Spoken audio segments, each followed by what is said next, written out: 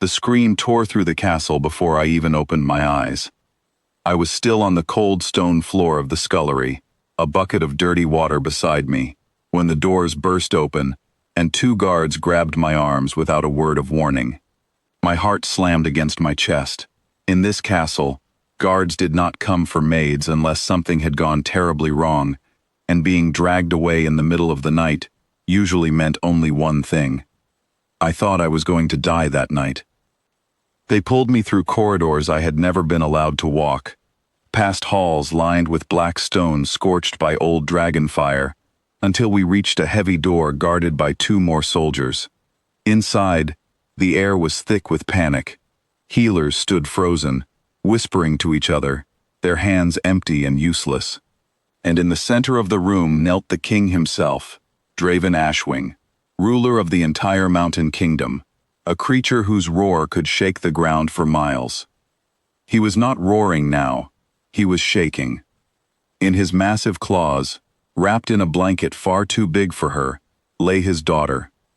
She was only a few days old, barely the size of a loaf of bread, her small chest rising and falling in short, broken gasps. "She is dying," the king said, his voice cracking in a way I never imagined a dragon's voice could crack.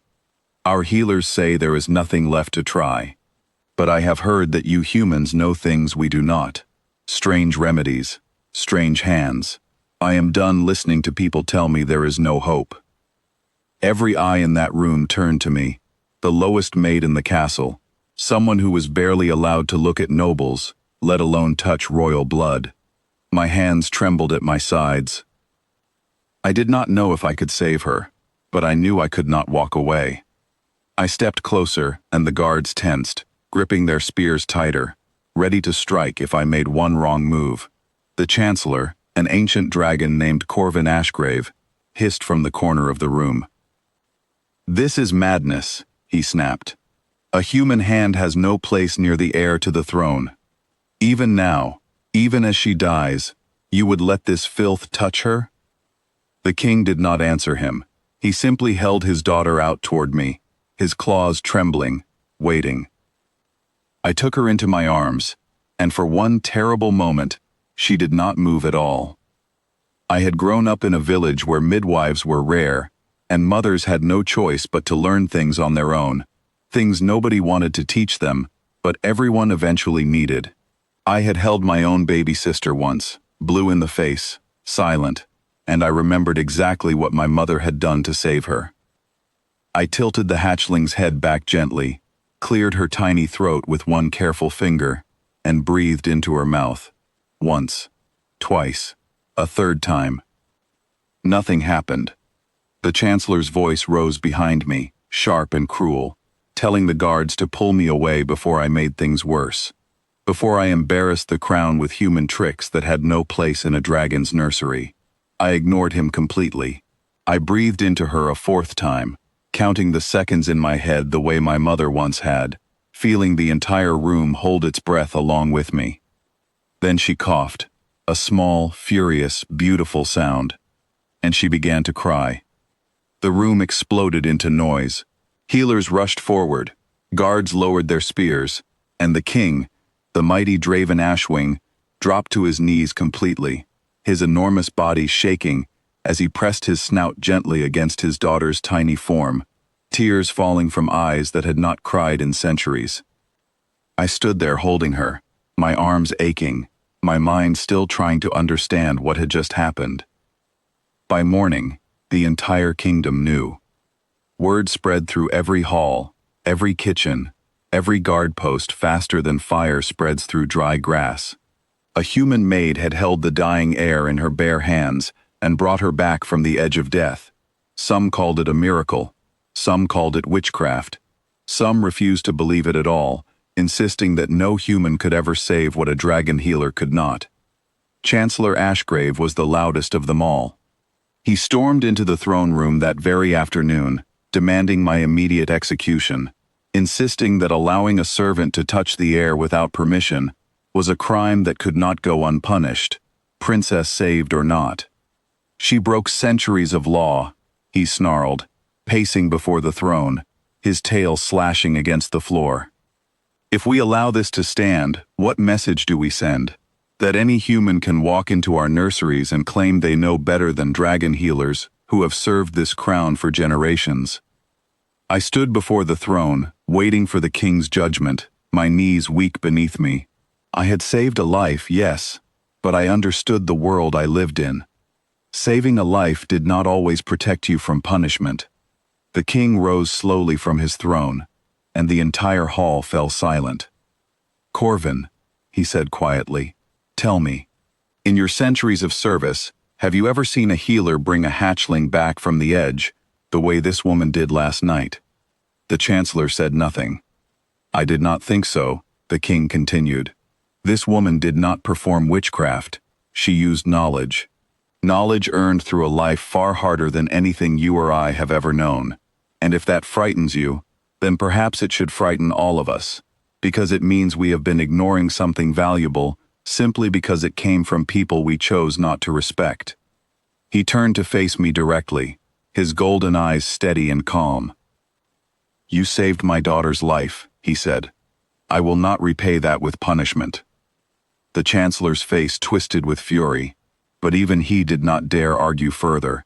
Not in front of the entire court. Not after what everyone in that hall had already heard. From that day forward, everything changed, though not all at once, and not without resistance. The king asked me to stay in the castle, not as a servant this time, but as a teacher. He wanted me to train the royal healers in the strange, simple methods my people had used for generations. Methods born not from magic, but from necessity. At first, the healers resisted. They were proud, ancient creatures who had studied medicine for centuries, and the idea of learning from a human maid insulted them deeply. But pride mattered less than results, and results were impossible to ignore. Within weeks, healers who had once dismissed me began asking quiet questions in private, away from the chancellor's watchful eyes. How had I known to clear her throat that way? How had I known to time my breath so carefully? I taught them everything I knew, and slowly, carefully, they began to listen. Within a few months, the number of hatchlings lost during their first year had dropped lower than anyone in the kingdom could remember. Mothers who had once buried their newborns without understanding why were now taught simple methods to save them, methods that required no magic at all, only steady hands and quick thinking. Not everyone accepted this change. Chancellor Ashgrave never forgave me, and he made no secret of it. He watched me from a distance with cold eyes whenever I passed him in the halls, and I knew he was waiting for any excuse to remind the kingdom that I did not belong among them. But the king stood firmly beside me, and so did his daughter, who grew stronger every single day. By the time she took her first small flight around the castle courtyard, laughing as her tiny wings wobbled beneath her, even the servants who had once feared me began to smile whenever I walked past. One evening, months after that terrifying night, the king called me to the highest tower of the castle, where he often sat alone watching the sunset over the mountains. I climbed the long stairs nervously, unsure why he wanted to see me. He was sitting quietly, his daughter curled beside him, sleeping peacefully in the golden evening light.